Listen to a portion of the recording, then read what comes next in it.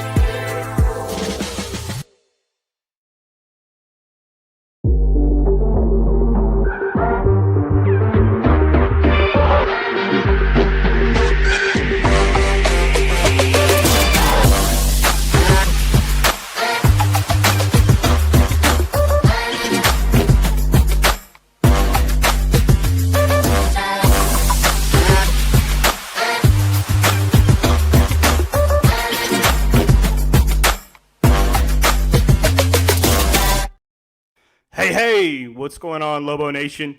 We welcome you to another edition of the Pit Press Live.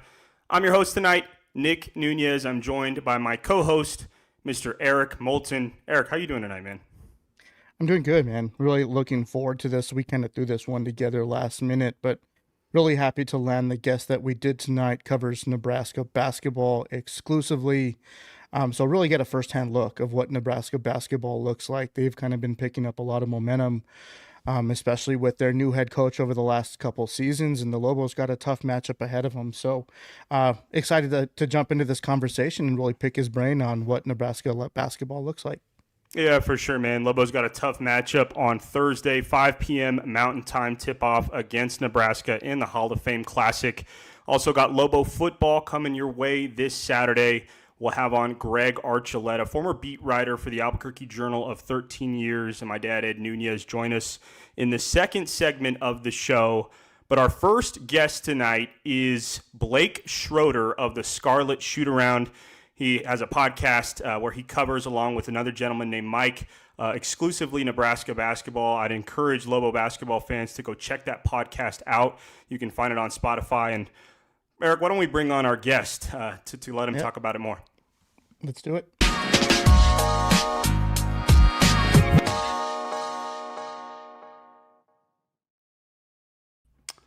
Hey, Don. Joining us on the Pit Press Live is Mr. Blake Schroeder of the Scarlet Shoot-Around podcast. Blake, how are you doing tonight? Hey guys, doing well. Appreciate you having us on. It's not very often that Nebraska basketball gets featured on anything, whether you're a part of the team or part of the media. So excited to talk Husker basketball. Yeah, absolutely, man. We're really excited to have you on. You know, Nebraska off to a really strong start on the season, 4-0, a very emotional come-from-behind win over Oklahoma on Saturday, 105-59. Just tell us, man, your initial impressions of Nebraska basketball through 4 games.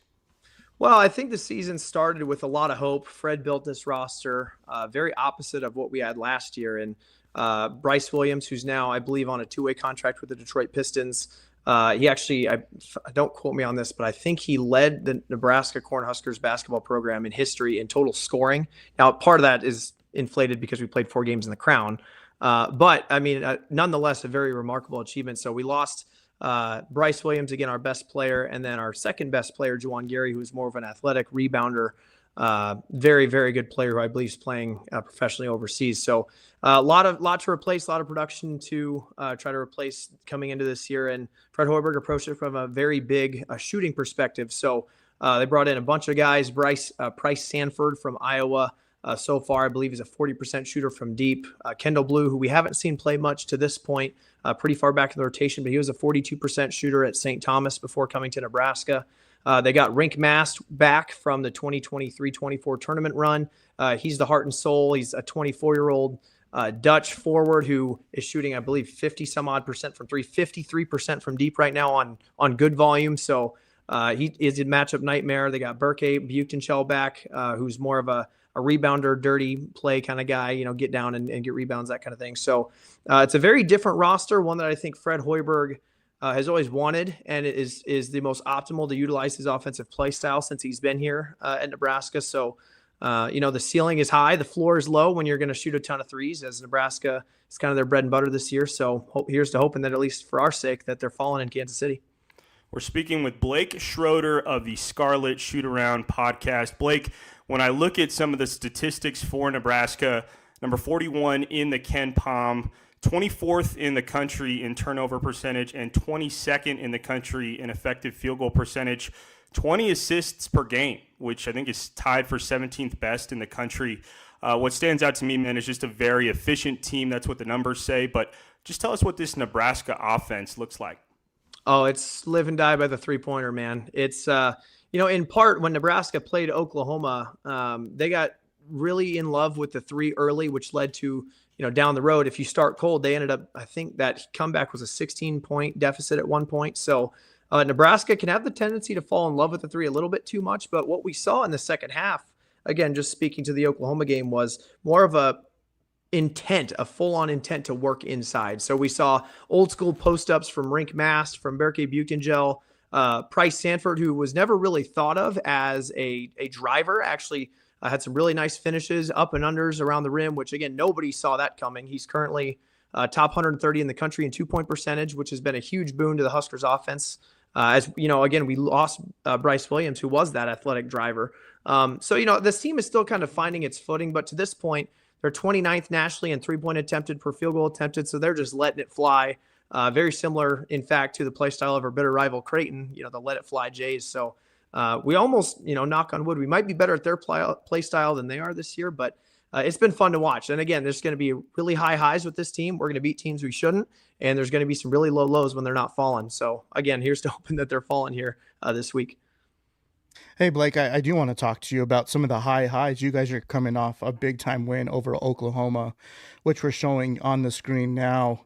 Oklahoma jumped out to a 10-0 lead, but the Scars came storming back, and a lot of that was kind of on the back of, what was his name? Price Sanford. I think he was the transfer from Iowa. Really skilled player.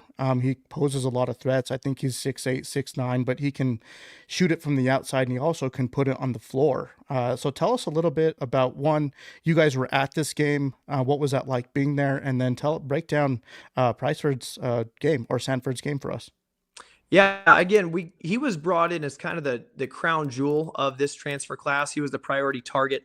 I know Nebraska, there's no public numbers, but I know we threw quite a bit of our, collective fund at him per se for this roster. So he was kind of the key cog. And if I'm not mistaken, he was the first transfer commit very early for this team after lighting us up and actually eliminating us from the Big Ten tournament in our own home floor the last game of the season. So we saw it firsthand.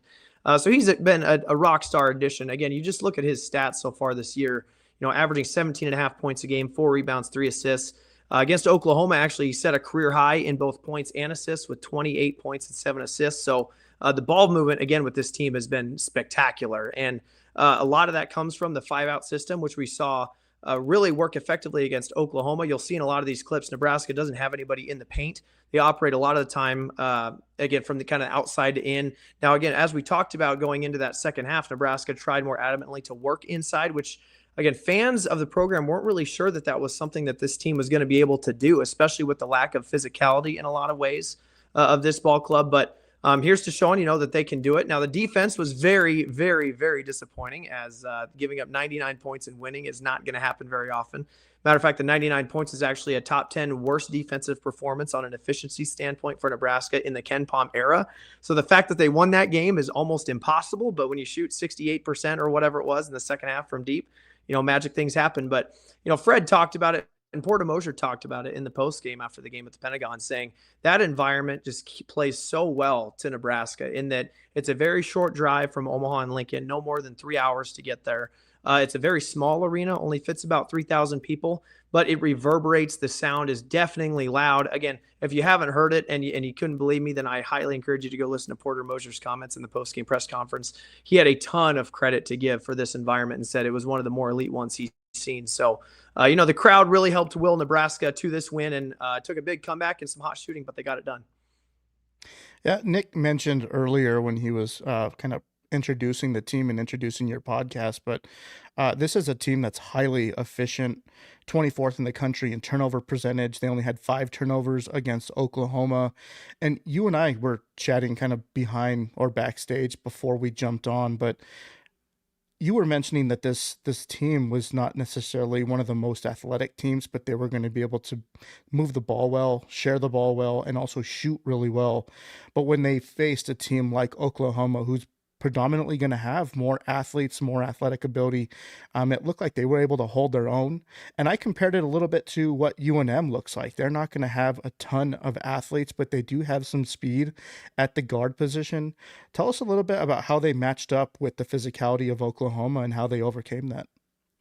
Well, again, the key to this season, and we've talked about it in every podcast we've done, is how is Nebraska going to be able to handle an athletic front court? And this is kind of their first taste of that, as the first 3 opponents they played were West Georgia, Florida International, and Maryland Eastern Shore. So, nobody of any kind of note, and teams that you would sure hope you'd beat as a top 50 Ken Pom team. But again, Oklahoma caused a lot of problems early. There was one point in that game where Nebraska trailed in offensive rebounds 12-6. And again, that's kind of what helped them burst out to that 10-0 lead right out of the gate. But again, extending that all the way to 16 here in that mid to late first half. So, Nebraska just doesn't quite have that stud athletic rebounder that they need to truly, in my opinion, be an elite team. That's kind of their one shortfall. I think when they're hitting on all cylinders, they're going to be one of the best shooting teams in the country.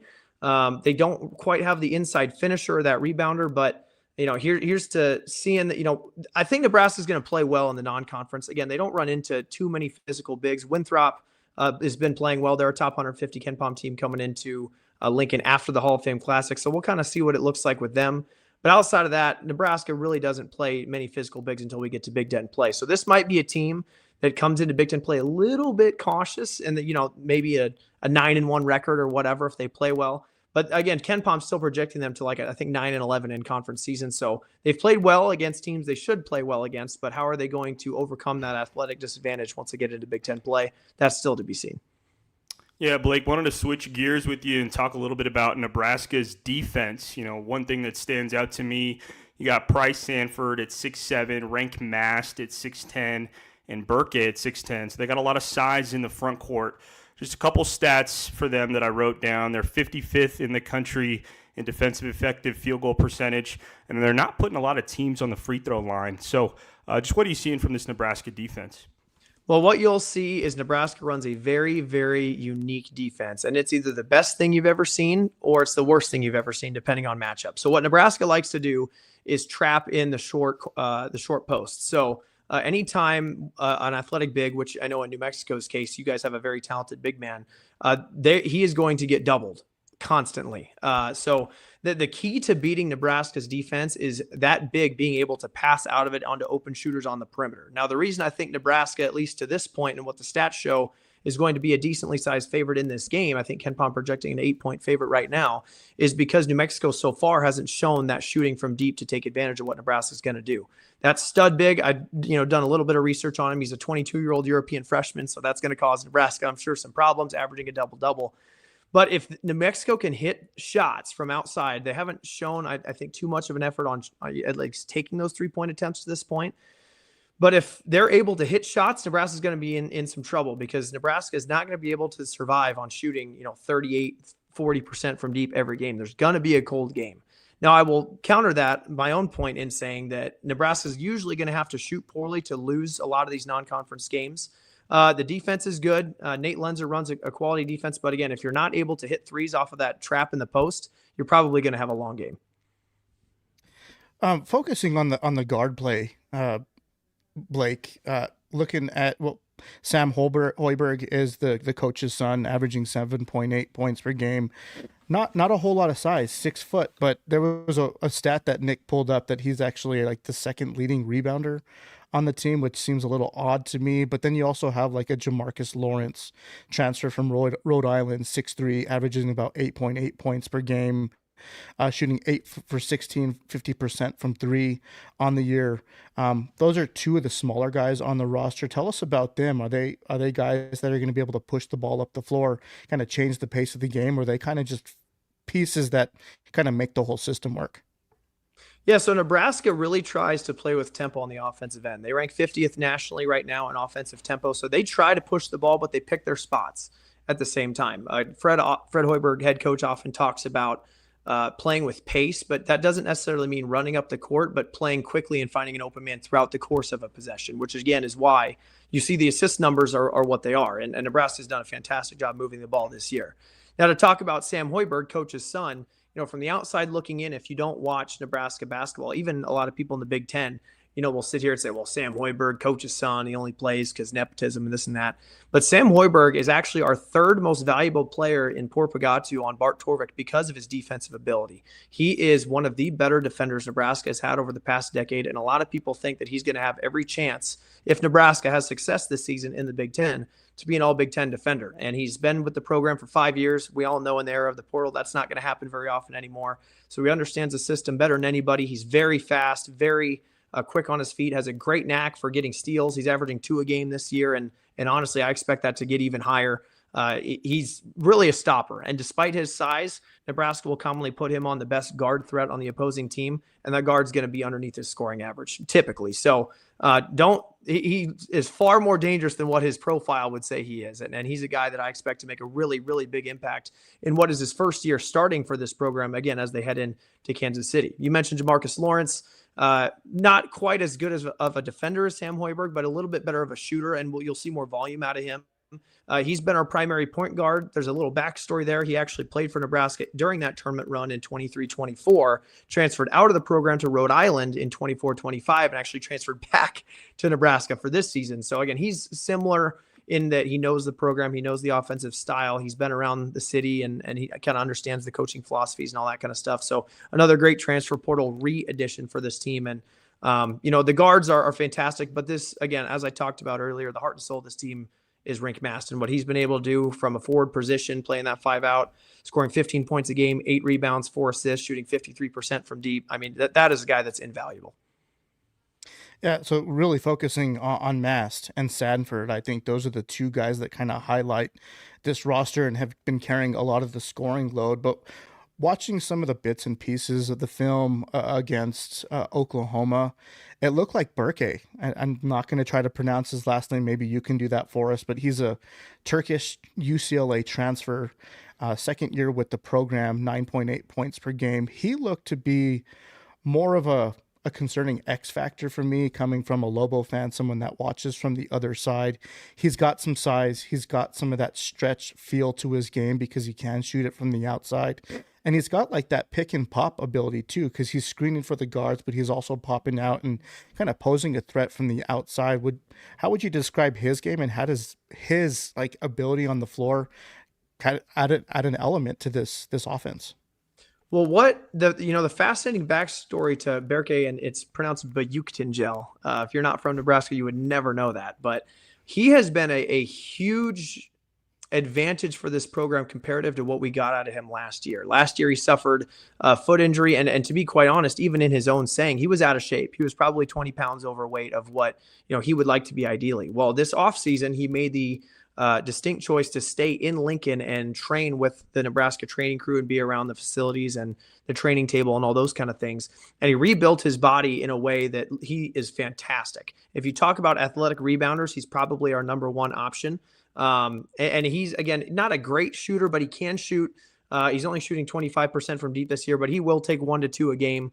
And if he, is hitting them, he'll continue to shoot them. But he's really what Nebraska looks for in cleaning up the glass. And there's another freshman off the bench, Braden Frager, who has been a godsend for us. He's averaging 10 points a game, 3 rebounds, 1 assist. He didn't play much against Oklahoma due to foul trouble. He checked in and got 2 fouls in, 4 minutes or something like that. So, but you'll see him quite a bit too. He's one of the first forwards off the bench, is amazingly athletic for being a freshman, local kid from Lincoln, actually. So the coaching staff is very high on him as well. But the forwards, again, I keep going back to Mast. He is absolutely the key that makes everything run. And Burke, if he's going to score 10, actually, matter of fact, Oklahoma, he set a career high in scoring with 16 points. So he's not going to be a guy that lights you up, but he's going to be a guy that's, you look at the box score at the end of the day and you say, God, how the heck did he end up with 12 rebounds and 6 rebounds? We're speaking with Blake Schroeder of the Scarlet Shoot Around podcast. Blake, we've broken down the Nebraska versus UNM matchup. On the other half of the bracket in the Hall of Fame Classic, you got Kansas State taking on Mississippi State. What are your thoughts on that matchup, Blake? Yeah, it's really interesting. Kansas State, for those that are actually kind of scouting out this Hall of Fame Classic like we have been, they won a nail biter that they probably had no business winning last night against Tulsa at home. So, but their KenPom page is very, very fascinating because they're basically the best shooting team in the country so far to this point. And you sure would like to think that that's going to regress a little bit. But they're led by PJ Haggerty, who is one of the best point guards in the country. He was preseason first team All Big Ten. He's got shooters around him as well. Again, they before that Tulsa game, I haven't looked since, they're the number 1 shooting team in effective field goal percentage and 3-point percentage. So that team, they're just shooting the hell out of the ball. And then you look at the other side, Mississippi State. Our fan base is very scarred from, without getting super deep into it, Nebraska is very infamously the only program in Power 4 program to have never won an NCAA tournament game. In 2024, Nebraska got into the tournament as an 8 seed, losing to number 9 or a 9 seed Texas A&M in what was a very scary stylistic matchup in kind of very similar to what Mississippi State will bring to the table in very, very, very athletic front courts that just crash the offensive glass. Mississippi State, not a great shooting team, maybe not a great underneath scoring team, but the thing they do is dominate the glass and steal possessions. So, Nebraska, if you had to pick a team you'd rather play, I think you'd rather play Kansas State, but then you have to deal with the home court advantage thing, So no matter what, it's going to be a very interesting clash of styles in that game opposite Nebraska, New Mexico. That'll be really fun to watch.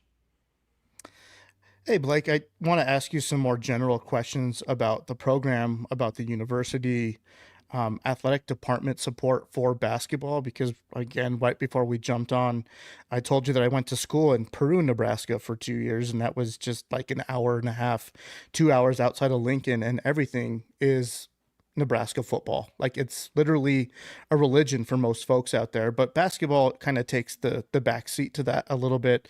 Just curious to know about your take, your perspective on the university's investment in the basketball program. Obviously hiring a coach with the notoriety like Hoiberg, NIL collective. What does that look like? Are they getting a lot more support from the fan base and from just corporate sponsors from around the area? What does that look like? And is that trending up in your opinion? It's a very convoluted conversation to have because Nebraska and the athletic department is football 24/7, 365. And everybody else in the athletic department kind of understands that. So football comes first, no matter what. And the way that kind of plays into the financial support, it's been reported, there's no obviously, again, official numbers to this, but it's been reported that Nebraska has, a total player pool with revenue sharing and NIL of roughly $4 to $5 million to build their roster. Whereas you look in the Big Ten, that is easily lower third, if not lower fourth of the entire league. So where Nebraska is at right now financially in building a roster, in attracting talent, They're going to always be heavy in the portal in the way they build teams, but at the same time, they're not going to be able to get the stars. They're not even going to be in contention to get the stars. So they need to go in and find guys that maybe very similar to this team that were at that lower level. Your Jamarcus Lawrence at Rhode Island, your Kendall Blue at St. Thomas, that are good shooters that Fred thinks he can get in here for, quote unquote, a deal financially, and then build them into a system that can bring out their strengths in shooting, at least specifically this roster.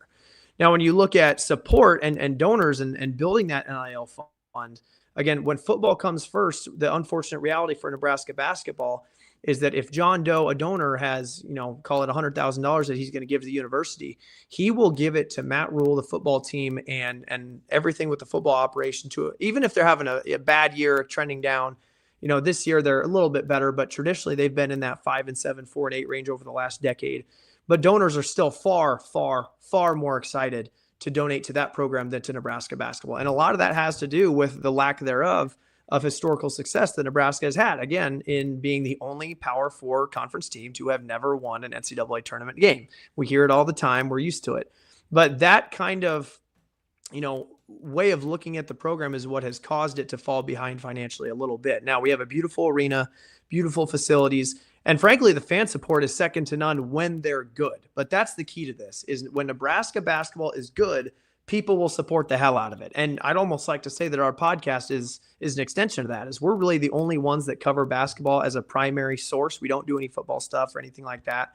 And in the short span of 3 years, we're almost to 2,000 followers. So there is a demand for it. There's a demand to be good, but the administration and the donors don't quite want to throw the money into it until either they see success or the donors decide that they want to build this into a program that can compete nationally.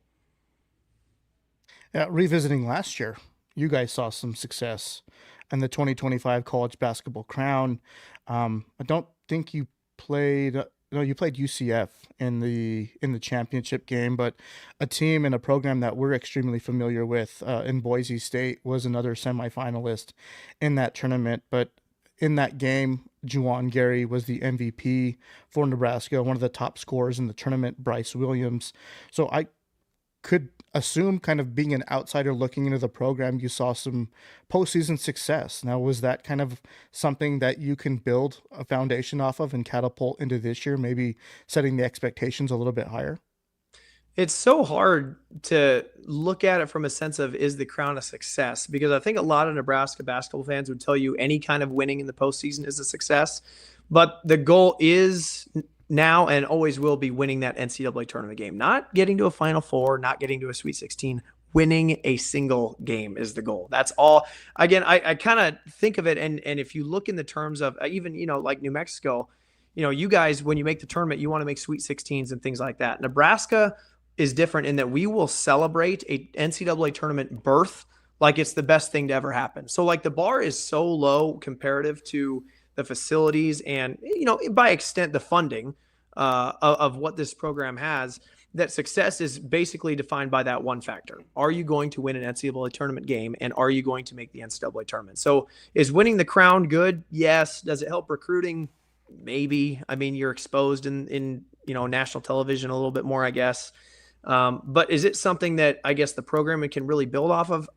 Maybe, but it comes down to if they can capture the momentum from, what they saw with Bryce Williams and being an elite scorer, an NBA guy, and turn it into more portal additions and maybe, continue to build with this season in making that NCAA tournament, then I think you could potentially see that ball start to roll. We're speaking with Blake Schroeder of the Scarlet Shoot-Around podcast. You can find the Scarlet Shoot-Around podcast at Scarlet Shoot Pod on X. Blake, I think you and the gentleman that you work with, Mike, are going to do a deep dive preview into the whole Hall of Fame Classic. If you wouldn't mind telling our viewers more about where they can find you. Yeah, we are on Twitter, as you mentioned, or X. I still call it Twitter, at Scarlet Shoot Pod. We have our own website now that we launch blogs and post-game stories and more of an official media outlet at scarletshootaround.com. We're on Apple. We're on Spotify. Most of our stuff goes through Twitter, though, so that's probably the best way to find us. Our Hall of Fame Classic preview, where we'll kind of talk about Nebraska's win against Oklahoma, preview going into what this Hall of Fame Classic is. We kind of touch on every team. That'll be released tomorrow morning, 6 a.m. Central. So you can, again, find us on Scarlet Shoot Around Podcast on Apple or Spotify, and that'll be live tomorrow if you want to scout your opponent here on Thursday. Right on, Blake. Well, we really appreciate you joining us here tonight. We know that you're going to be in Kansas City on Thursday checking out the tournament. So thanks again, man. Safe travels. Absolutely. Thanks, guys, and good luck on Thursday. Yeah, for sure. That was Blake Schroeder of the Scarlet Shoot Around Podcast. We're going to take a quick commercial break. Be right back. Talk about some Lobo football with Greg Archuleta and Ed Nunez. You're watching the Pit Press Live. Because Capital Ford is celebrating 60 years in business, we're holding a very special signature sales event where we're rolling out our strongest offers of the year on every new Ford car, truck, and SUV in stock, like a new 2025 Ford Bronco Sport. Lease today for just $399 a month or 0% APR for 60 months, plus no payments for 90 days on a new 2025 Ford F-150. But hurry, this signature sales event is for a limited time at Capital Ford in Santa Fe.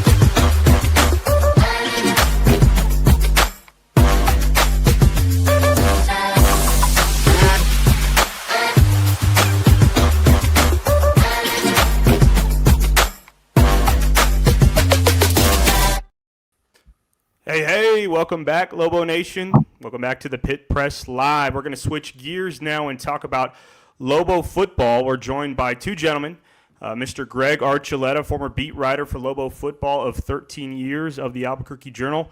Greg, how are you doing tonight? Good, Nick. How are you doing? Doing well. Glad to have you here. And Dad, voice of the Western New Mexico Mustangs, Mr. Ed Nunez. Dad, how are you doing tonight? Good, son. Yeah, we're doing real good. Yeah, well, Greg, I know you were at the press conference today for head coach Jason Eck. UNM football takes on Air Force this Saturday. What were the big takeaways from Coach Eck's press conference? Well, I think the revelation to me was something he kind of said in passing, where he said that he thought maybe some of his players relaxed a little bit against Colorado State, knowing they were playing a 2-win team that seemed down on its luck because its head coach had been fired. And so maybe got a little wake-up call and had to, again, rally the troops, especially on defense, to pull that game out. And so I can tell you this, if they fumble the ball 4 times this week against Air Force, they're not winning. So the great thing about this team, though, is that it seems like no matter the adversity that they face, especially in the last few weeks, they find a way to pull through.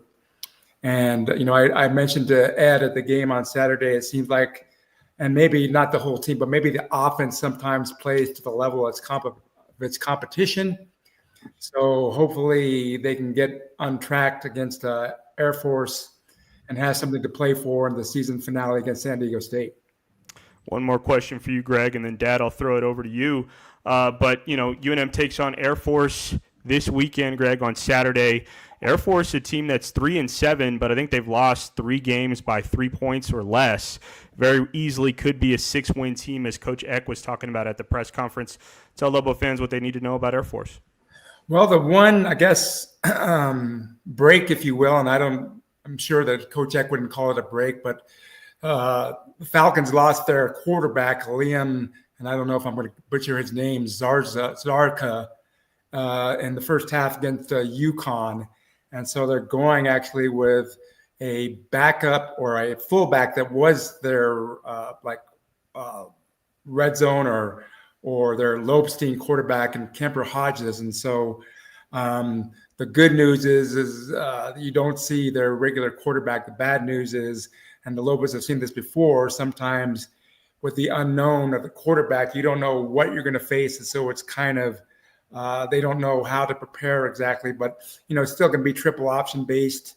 And, anytime you play that type of offense that you don't see week in and week out, it's going to be a grind. And again, if the Lobos are turning the ball over with Air Force as the number 3 rushing offense in the country, that's a recipe for disaster because you're just not going to get that many possessions overall in the game. Dad, we'll switch gears over to you. UNM football defeats Colorado State 20-17 on Saturday. First win for Lobo football over CSU since 2009. I remember the game. I was a junior in high school. I was there. It was the only win of the Mike Loxley era that season. But, Dad, you were there, I believe, for first 3 quarters. You had to run to another gathering. But what were your thoughts on the atmosphere of the game?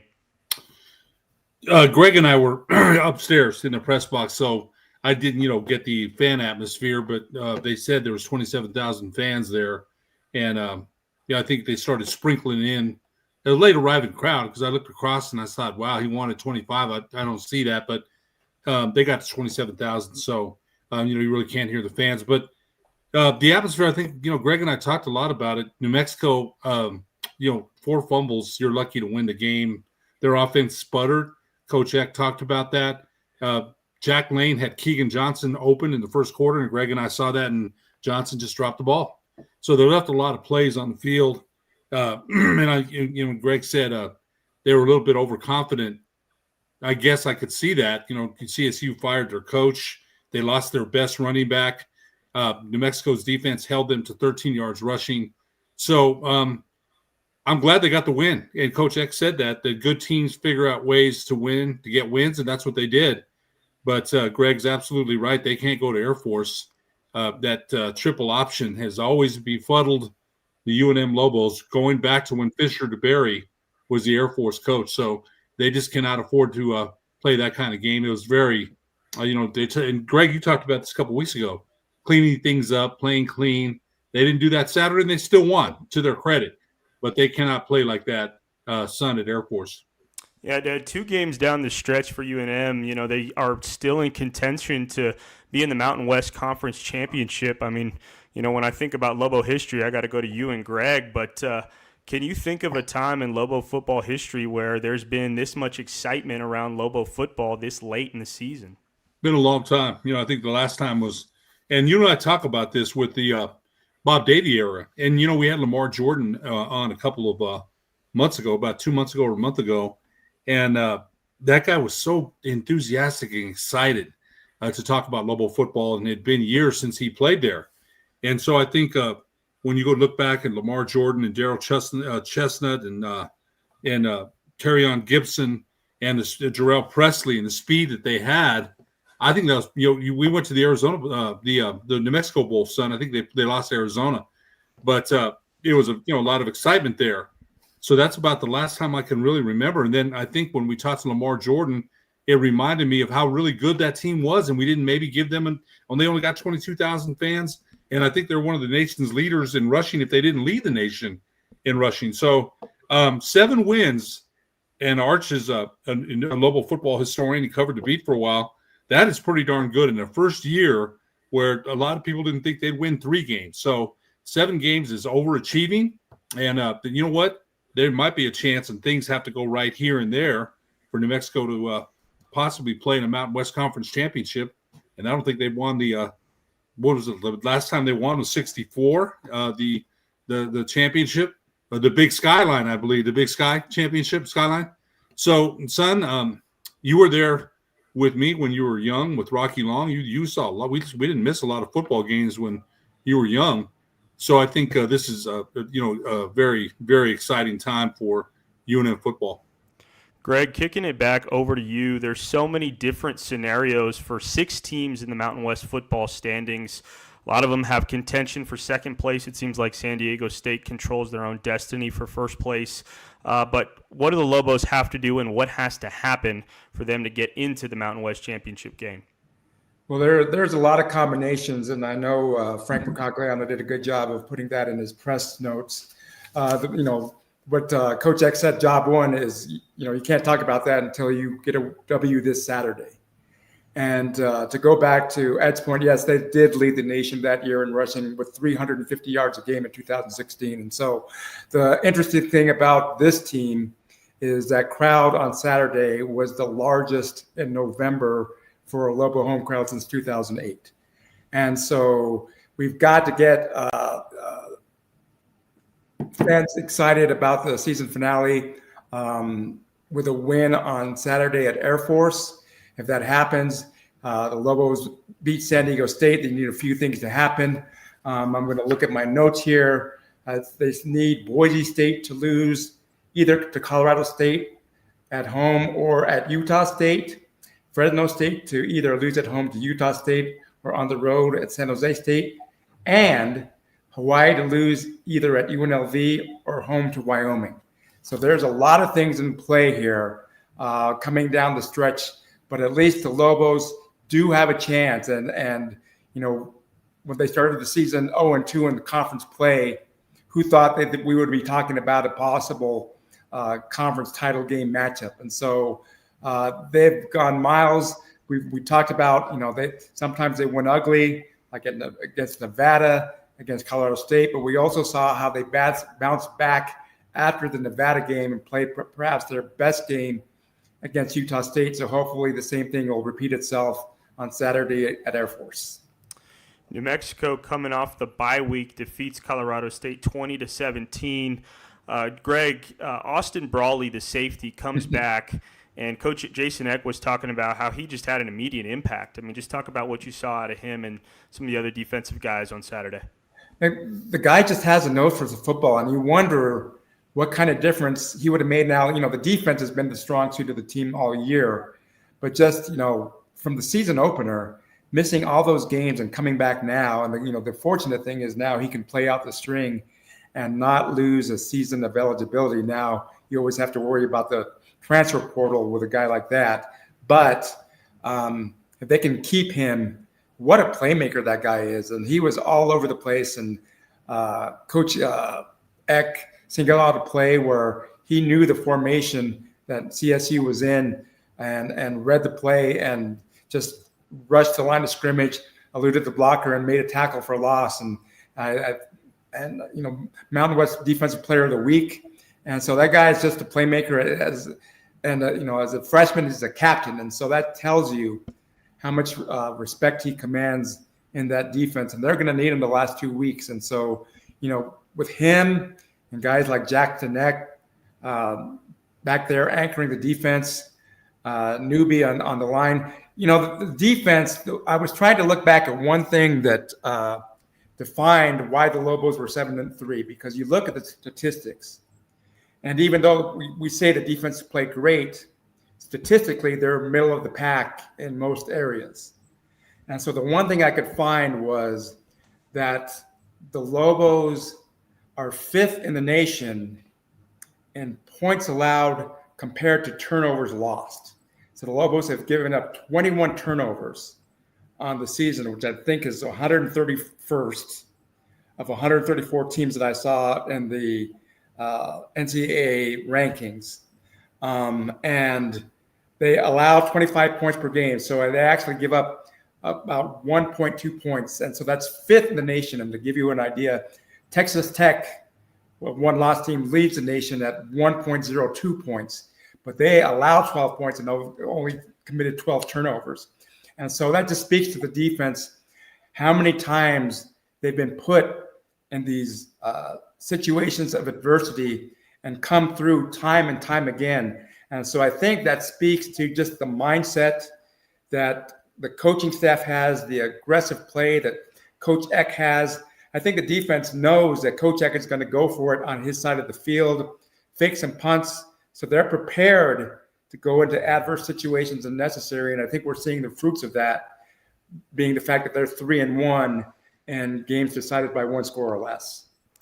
Lobo football takes on Air Force on Saturday, November 22nd, 5 p.m. Mountain Time kickoff. You can catch that on CBS Sports Network. Dad, it's been a while, I think, since the Lobos have won in Colorado Springs. What do the Lobos got to do to get a win this weekend? You listen to Ned James, the Lobo color analyst on KKOB. That triple option, and Greg is well aware, who's got the dive, who's got the pitch. You have to be so disciplined defensively and watch a lot of film. That's why when Greg said they're changing quarterbacks, that's a big deal, because you've got film on the other guy and you may not have so much film on this guy. And so you don't know his tendencies. And as I mentioned, that triple option has really worked against UNM for years. That when it's working, and remember, they don't get a lot of recruits, NIL. They don't get any of that. So they have to go with what they have. And for years, they've run that offense and run it to perfection. So I think UNM has to play. We mentioned, Greg mentioned that. Can't turn the ball over on the road and expect to win. Keep the momentum going. And just with that triple option, you have to be very disciplined as far as who has what. And they're going to get their yards. You just have to make sure you try to limit the explosive plays and, the big 60, 70-yard runs and hold them down there. But I think one of the things that Greg made a point on is the stats about New Mexico, bend but don't break. They've made some plays. I think one of the things you said, Greg, a couple weeks ago about the defensive line play, and their line has played better. Their line, we said that in the beginning of the year. How many sacks would this unit get? They hadn't got a lot of sacks in years, right? So Newbie's been a great addition. Jackson Eck calling the signals. And then you mentioned Brawley with the football IQ he has. I cross my fingers that they can keep that kid, because when people see a player like that, other people see it too, and they come calling, and with NIL they come offering, and hopefully we can keep him. He was a big loss. Maybe they squeeze out another one of those losses if he's in the lineup. During those times, the couple of games that they lost. Maybe they have 8 wins instead of 7, which is pretty darn good. So I think all the things that Greg mentioned about where UNM is now, and all the gambles, all the things that Coach Eck has done, the confidence he's shown in his football team, no matter what the situation is. We expected them to be road graders in the running game. They really haven't been. They've run the ball well at times, but before the season started, I thought, man, it's going to be 6 yards a pop. It hasn't been like that, but they've made plays when they needed to. They've made plays. I mean, Scottrey Humphrey, he came with some hype. And really, I told Greg that on Saturday. I still hope the kid has a good last games. But, man, you fumbled the ball like that, and it wasn't just him. Bankston fumbled twice. Dorian Thomas fumbled. And, so they've overcome those things. And it's fair. It's important to note that. All those things that happen, in the past, they would have lost that game. They won it. And so I think they're going to Air Force. This is a different football team than football teams that went there in the past, expecting kind of Air Force to impose their will on them. New Mexico has some will to impose, and I expect we'll see that on Saturday. Greg, we got to take it one game at a time, but let's just say UNM comes out with the win on Saturday, and then if they can win against San Diego State the following Friday, they will be in the Mountain West Championship game. Does this Lobo team have a chance against San Diego State, a team that just beat Boise State 17-3 this past weekend? Well, it's everything we just talked about, right? So you can't turn over the football. And in fact, this week, when I asked Coach Eck about that, he said that there's two things that they're doing, and it's going to benefit both. That they're trying to teach the defense how to punch out the ball a little bit better, because the defense really hasn't created a lot of turnovers on defense. And the offense got to hold on to the football. So they have to be opportunistic. And again, just like with Air Force, they cannot turn the ball over because San Diego State likes to run the football. They're not a big passing team. They're, one of the nation's leaders in defense. I think they give up 12, 13 points a game. So it's going to likely be a low-scoring affair. The Lobos have to hold on. The good news about that is, since it's low scoring, it could change on one play, one way or the other. And so if the Lobos can just find a way to play clean on offense, be resilient on defense, maybe get a spark on special teams, you love their kicker. And so if it comes down to a field goal, you like UNM's chances. But they have to definitely play better than the way they played this last Saturday against Colorado State to have a chance in either of these last two games.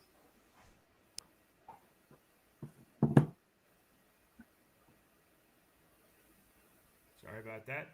Greg, you've done a lot of coverage for us on Lobo football. I know you got to check out the Lobo basketball team at their exhibition against Northern Arizona. For any games or any coverage that you have been able to check out, what are your initial impressions on Lobo basketball? I think it's a work in progress. I think we see, again, just like with the football team, and maybe there's expectations because of the success of the football team. But we have to remember, too, that, the win over UCLA was big for football. They didn't play very well against Idaho State. This is a whole new coaching staff with a completely new revamped roster. And so the shooting hasn't been quite there yet. I think they have the makings of a good defensive team. There have been different guys that have shined at different points. I like the fact that Albright kind of came out of his shell. So I think they just need some time too. And that's the one thing about basketball that, football, maybe there's not a lot of expectations. And so being 7-3 is fantastic. Well, the basketball team being 3-1, the sky's falling, right? So I think give them some time. Let's see how they navigate through the non-conference schedule. When they get to conference play, then maybe we can start to judge and see how far they can come this season in Coach Olin's first year. But, they still have everything to play for, right? It's just, it was obviously a disappointing loss to your rival, New Mexico State.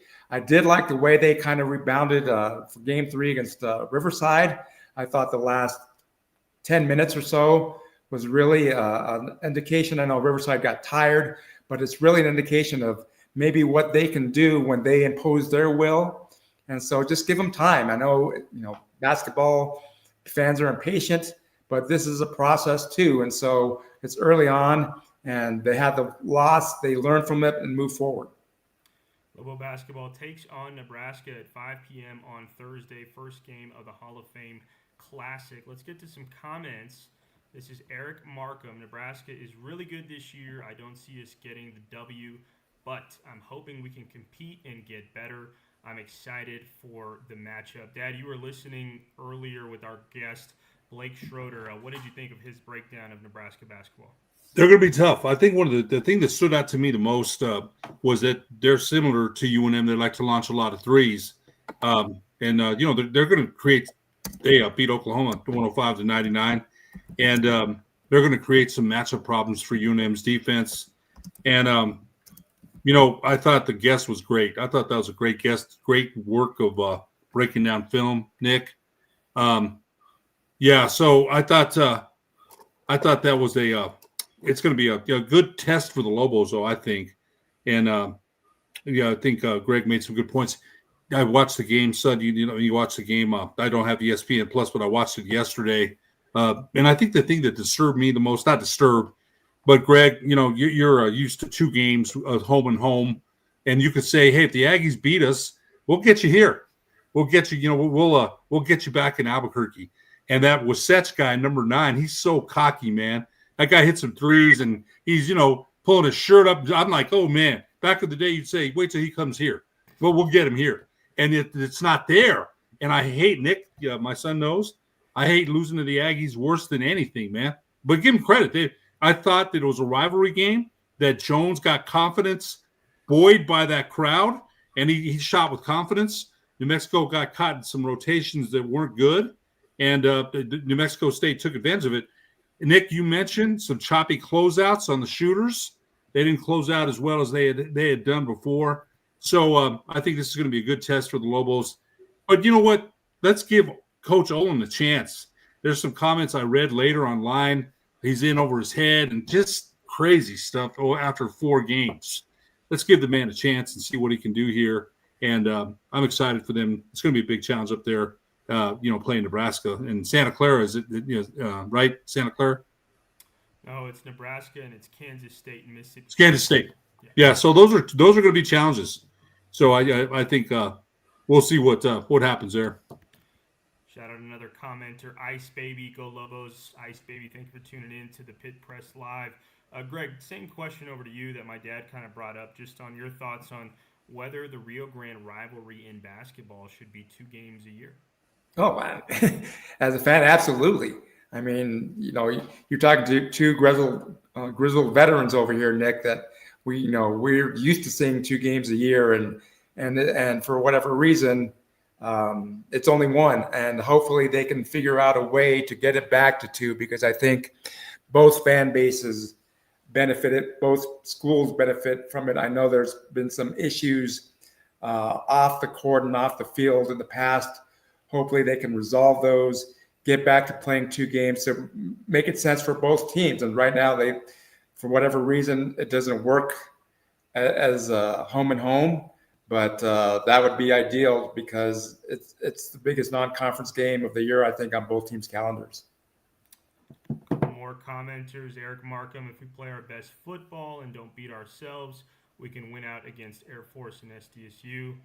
Greg, I think you were saying the same thing.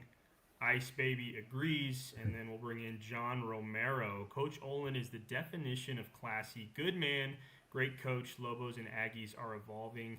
Keep the faith. And yeah, Dad, I'll maybe bring you into that, and then we'll wrap this show up. Eric Olin, 4 games in, different personality than Richard Pitino. A little more reserved in a lot of ways, but kind of has his own style to him, and I think he has the ability to win over this fan base. I do. I think it's going to, heck, Greg and I go back, to Storm and Norman, man. And, Norm Ellenberger and Greg, you remember, only coach in Lobo history to have a cheer for him, Stormin in the pit. I never forgot it. Stormin Norman. So going back to him, Gary Colson, Richie McKay, Fran Fraschilla, Alford. You know what? Alford owned the pit coming in with that jacket, man, that red blazer. He owned the pit. He did. Craig Neal tried to own it, coming down on a motorcycle, and he never got it, man. He just didn't get it. Paul Weir, that guy tried. He really did. He tried to make connections with the community. It just didn't happen. He was happy to be a Lobo, but it just didn't happen. And so I think Patino, he won 20 games 3 years in a row, and the fans loved it. They love winners here, man. They love their Lobo basketball when they're winning. And Coach Olin, they're going to have to, I think he's a little bit more laid back, Nick, you talked about that. He's he's not aggressive. In fact, when we went to practice that day, it was assistant coach Mike Roberts that was screaming the whole practice, and Coach Oldham's just sitting there, kind of he's tying it all together. But Coach Roberts, I was like, wow, man, gee. So he is a laid back guy, but that doesn't mean he doesn't care. He's got his own style. Nick, you played for Damian Segura, who I love to death. I would have loved to have played for Coach Segura. He's not for everybody. I think we'd agree with that. Coach Segura he's got his own personality. He's won 4 championships. A great coach, and even he's kind of settled down a little bit. So I think I think he can win things. But Greg, Nick, we both know the best way to win Lobo basketball fans over is to win. Period. If you win, they love you. If you don't, it's a long season, man. So we'll see. This is Steve Singletary. The Lobo Fishbowl is real. And then also I'm interested to see how they look facing a similar system. Greg Archuleta, former beat writer for the Albuquerque Journal for Lobo football of 13 years. Greg, you're doing some writing for us on the Pit Press. We really enjoy all of the content you bring. Please tell our viewers where they can find you. I'm pretty active now on Twitter, especially on game day. Just look for my articles, previews day before, and game story, usually the same day or early morning, depending on when that goes. But thanks for reading all, and have some things cooking besides game stories, so stay tuned. Dad, anything else you wanted to touch on before we call it? No, you know what? Both of you gentlemen, Nick, you write great stories. Sometimes you're up till late writing stories about Lobo basketball. So both you gentlemen visit our Pit Press site. We've got a newsletter out. There's so many things happening that we want to happen with the Pit Press. So please, to all the listeners out there, thank you very much for your support. I was on with Kenny Thomas again today, and Kenny's a big supporter of the Pit Press. That helps. He's always mentioned, what do you guys got going on? So, whoever's listening and watching, we're rolling. We're keeping on rolling. We're not stopping. So it's been a great experience to be part of it. Our guest tonight on the Pit Press Live was Blake Schroeder of the Scarlet Shoot Around podcast. You can find them on X at the Scarlet Shoot Pod. For Mr. Eric Moulton, our producer and the guy that makes the show run, the voice of the Western New Mexico Mustangs, Ed Nunez, Mr. Greg Archuleta, former beat writer for Lobo football of the Albuquerque Journal of 13 years. I'm Nick Nunez. Thank you for tuning in to the Pit Press Live.